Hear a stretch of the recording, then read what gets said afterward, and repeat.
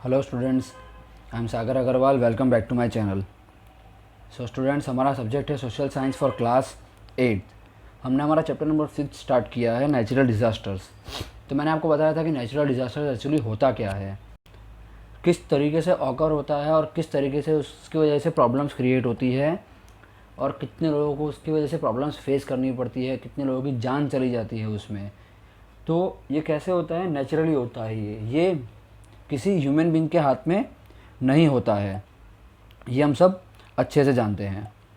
तो मैंने आपको अर्थक्वेक के बारे में बताया था कि अर्थक्वेक किस तरीके से ऑकर होता है, क्या क्या उसकी वजह से प्रॉब्लम्स क्रिएट होती हैं।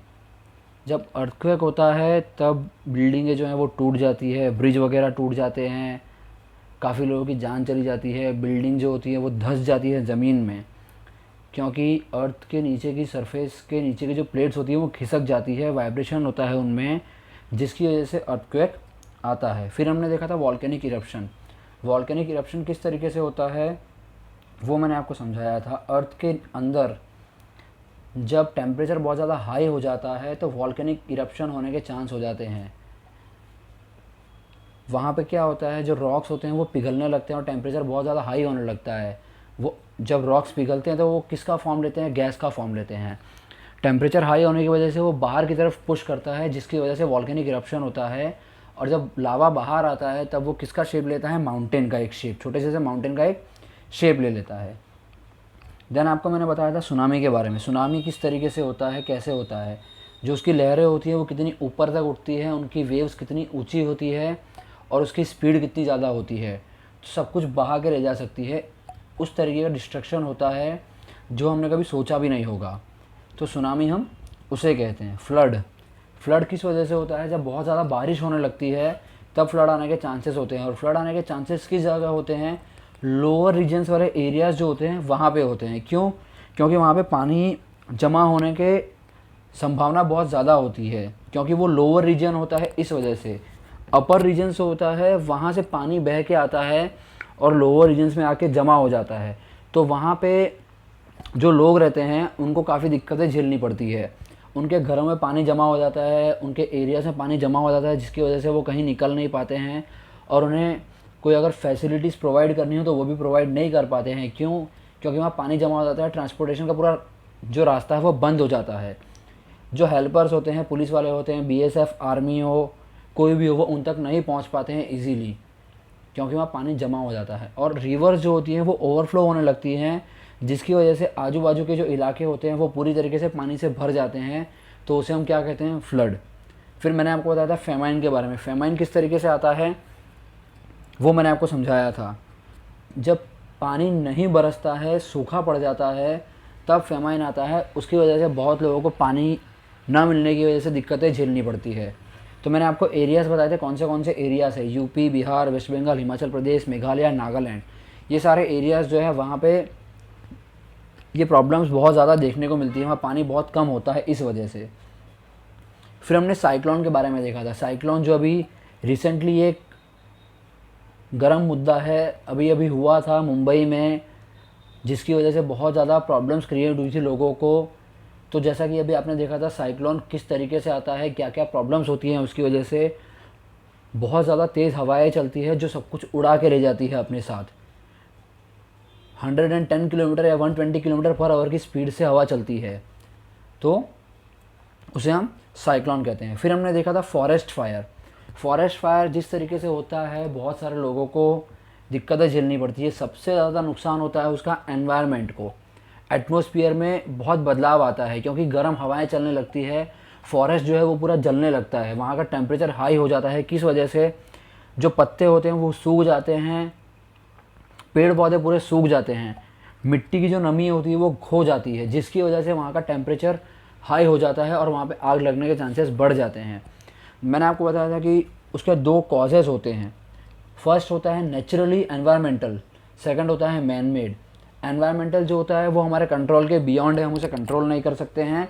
सेकंड जो होता है वो होता है मैन मेड, जो ह्यूमन बींग्स की वजह से होता है, वो जिसे हम कंट्रोल कर सकते हैं।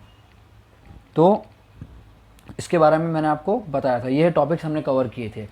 लास्ट वीडियो में हमने देखा था लैंडस्लाइड। लैंडस्लाइड किस तरीके से होता है, किस वजह से होता है, उसके दो मेन फैक्टर्स हमने आपको बताए थे। वो थे रेनफॉल या तो फिर अर्थक्वेक।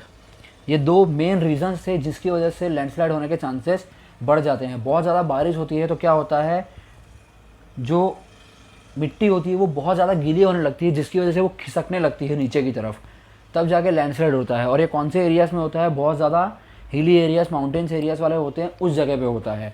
फिर हमने देखा था कोनकानी करके एक प्लेस है, वहाँ का ट्रांसपोर्टेशन, रेलवे ट्रांसपोर्टेशन ठप हो गया था। किस वजह से, माउंटेन जो होता है वो स्लाइड होकर नीचे आ गया था, जिसकी वजह से रेलवे का जो ट्रांसपोर्टेशन था वो पूरा ठप हो गया था, क्योंकि ट्रैक पे सारी मिट्टी आके जमा हो गई थी, जिसकी वजह से वहाँ की जो आवाज़ आई थी वो बंद हो गई थी।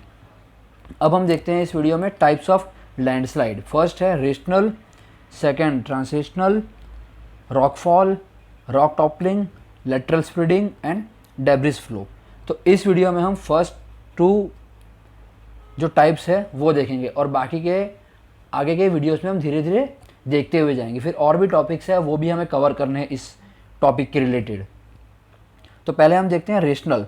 Rational slides move along a surface of rupture that is curved and concave. Means ऐसी जगह जहाँ पे मिट्टी खिसकने लगे नीचे की तरफ, घूम जाए, कर्व से शेप ले ले, उसे हम क्या कहेंगे, रेशनल स्लाइड्स। मीन्स जब बारिश होती है तो मिट्टी क्या है, वो गीली होने लगती है, बहुत ज़्यादा वेट होने की वजह से वो मिट्टी धीरे धीरे खिसकती है, और वो कैसा शेप ले लेती है, कर्व्ड शेप। जैसा कि आप इस पिक्चर में देख सकते हैं, कर्व्ड शेप, वो एक कर्व शेप ले लेती है, जिसकी वजह से वो मिट्टी खिसकने लगती है और स्लाइड होने लगती है।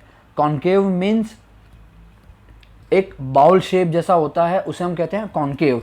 उस तरीके का शेप लेने लगती है मिट्टी और खिसकने लगती है, तो उसे हम क्या कहते हैं, लैंडस्लाइड कहते हैं। Rupture means a sudden breaking.